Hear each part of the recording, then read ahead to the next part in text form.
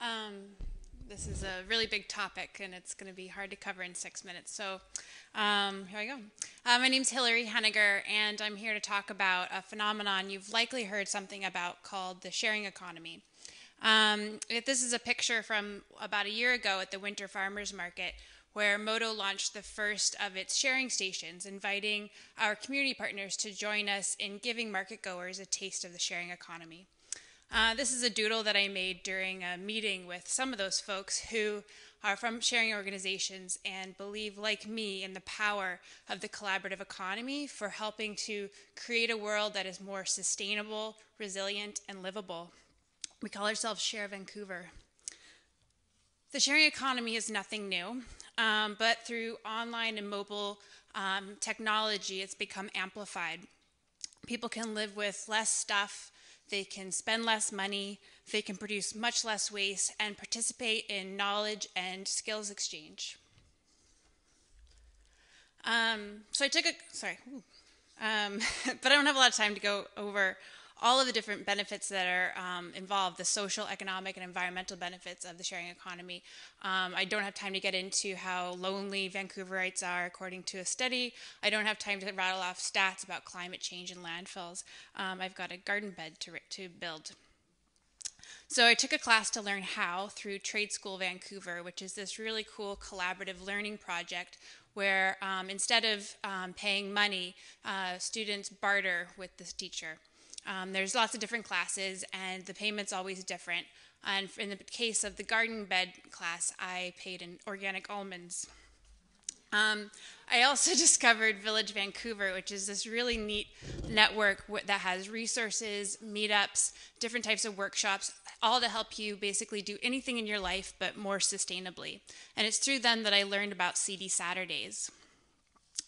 CD Saturdays are a long-standing tradition. They happen all over the country. Thousands of people participate every year, and gardeners get together and they swap seeds that they've collected. These are hardy, insect and weed-resistant seeds, and they're raised for really great flavor.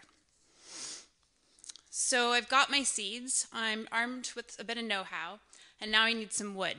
But I don't have a lot of money, so I posted an ad on Craigslist, and very quickly I got a response. And the guy said I could come pick up the wood anytime for free. But I don't have a vehicle.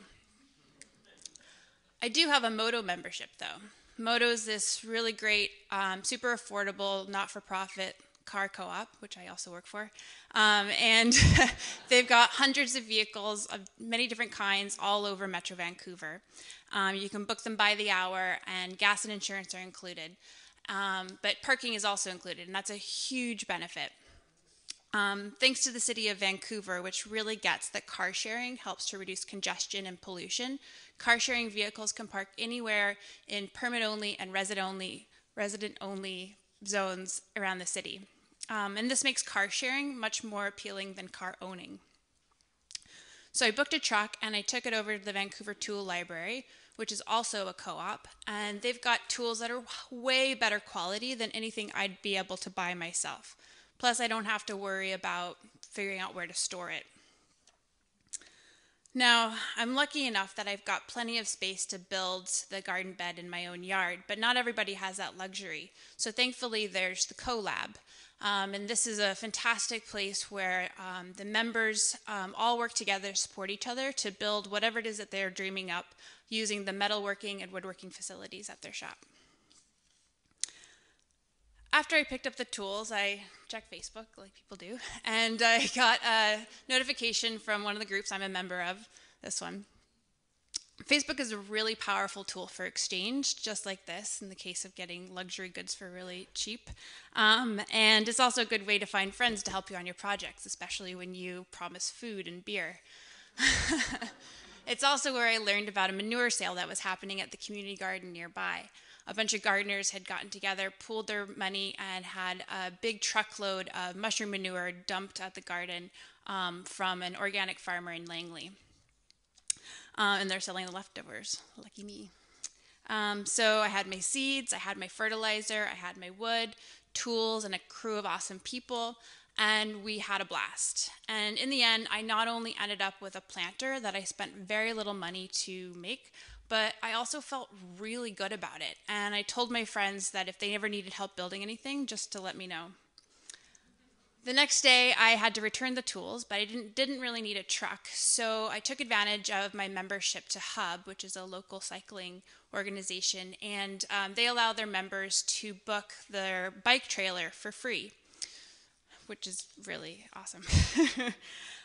So after I dropped off the tools, I took my bike through Trout Lake, which is one of the city's best shared spaces, and I rode my bike along the bike route on Lakewood up passing by the pop-up library that's at Napier, and picked up a really good novel.